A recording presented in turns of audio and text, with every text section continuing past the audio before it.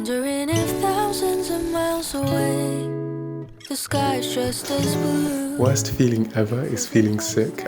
It's not up for debate. So today we're making a warm bowl of ramen to warm me up from the inside.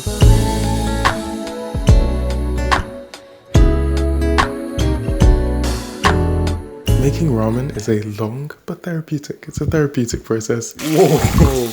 It took me 3 days to make it. It doesn't have to take you that long. I just wanted to take my time making it. It can honestly take you 2 days or even one if you're a bit mad. Day 1 is this. Day 2 is this. Day 3 is this. Let me explain. A typical ramen can be split into 5 main components. These ones. The noodles I'm not making from scratch, but everything else I am. And we'll go in order of assembly. And so to start us off, the tare. Tare means dipping sauce in Japanese, and it's what gives our ramen that je ne sais quoi. It adds salt, flavor, and umami to our ramen bowl, and it's honestly what gives our ramen that distinct flavor. There are 3 main types of tare: shoyu, miso, and shio. And today we're making a pretty basic shoyu tare, although in the future I do want to play around with some more flavors and see what we can make. I'm using a variation from the Book of Ramen, and so for day 1, start off by combining soy sauce with mirin and kombu and leaving the fridge to cold steep and develop those flavors for at least 6 hours, but for me it was overnight. The next day, which is day 2, heat that mixture in a pot and keep the temperature around 71 degrees Celsius for 10 minutes, and if you don't have a thermometer, just make sure it doesn't boil or even simmer. It should kind of just be steaming. You don't want to see any bubbles. It should really just be steaming. Does that make sense? If it does boil or simmer for too long, the kombu will become slimy and it will kind of just ruin the texture and possibly the flavor of your sauce. After 10 minutes, take your kombu out and discard, then bring your sauce up to a sub-simmer or 82 degrees and keep there for another 10 minutes. And after those 10 minutes, add your katsuobushi at the same temperature and keep there for another 5 minutes. Then add your sugar and dissolve, and then strain into a container and store in the fridge for up to 6 months. And now we have tare.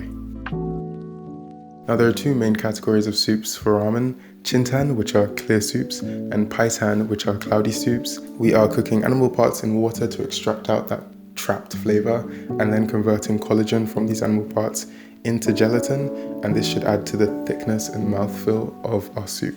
And we're also adding aromatics like ginger, garlic, and onion to increase the complexity of the soup and also introduce some flavor. For my soup, day 1, into a pot goes 1 part chicken parts to 1.5 to 2 parts water, and bring that up to a boil on a burner and skim off any scum that rises to the top.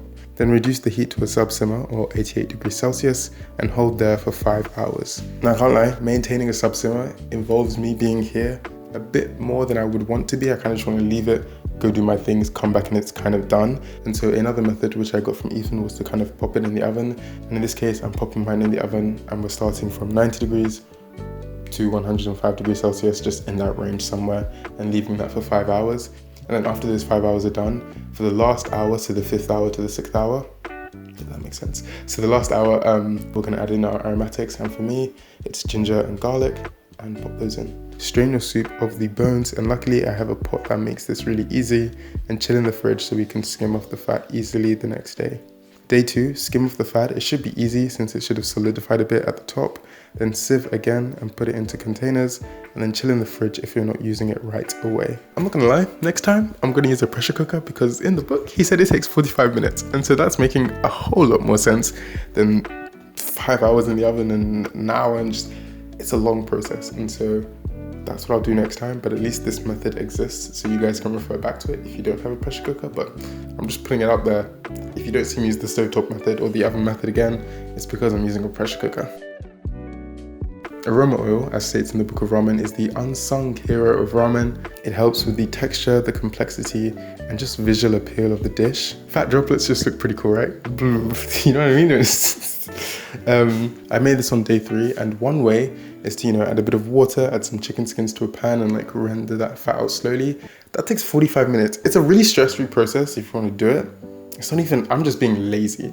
And so when I found out about this other method of just sticking some chicken skins in a bowl, popping that in the microwave for 8 minutes, and you still get the oil, we're doing that. And so yeah, that's what I did. I just put some chicken skins in a bowl, microwaved it for 8 minutes, and I checked it every 2 minutes because sometimes the oil or the chicken skins might just move a bit mad and decide to go somewhere you don't want it to go and just splatter over it, but you get the point. Just check on it every now and then. And with that oil harnessed, add it to a pan on medium heat and fry some ginger and the white part of spring onions. Move it around every now and then for about 10 minutes. Strain and store in the fridge for up to 6 months. For my toppings, you're free to do whatever you want here. I've gone for egg, prawns, spring onion and buttered sweet corn. And I tried to use a bit of seaweed in there. You know how I've been seeing some bowls that look really good with the seaweed in there, but I tried it and it wasn't looking as aesthetic as I wanted it to look, and so we excluded it from the final dish. But yeah, we still ate it though. And so now all your components are ready. It's time to assemble this beautiful bowl of ramen.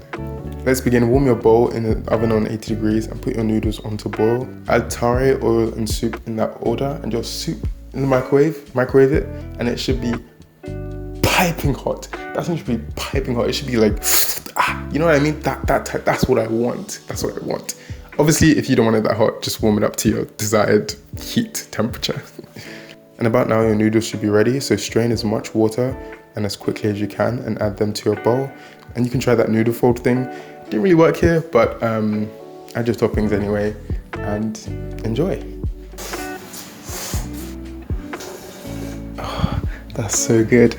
It's clean, and even though it's pretty basic, it still has a ton of flavor. And it's especially nice if you have a cold as well, which I did. It kind of just warms you from the inside out, which is always nice. I'm really happy with that. Super duper happy. And that's pretty much it. Even though this was a basic ramen, it's kind of good to see the building blocks to make one. And so now I kind of understand that a bit better. I can get a bit more creative with it, see what we can play around with. And so there will be more ramen dishes on this channel. And so stay tuned for that. And yeah, that's pretty much it. Hopefully you enjoyed the video. I'll see you guys in the next one. Peace. 45 minutes. Oh my gosh. I was slaving away. The early AMs stream. It's a pressure cooker next time.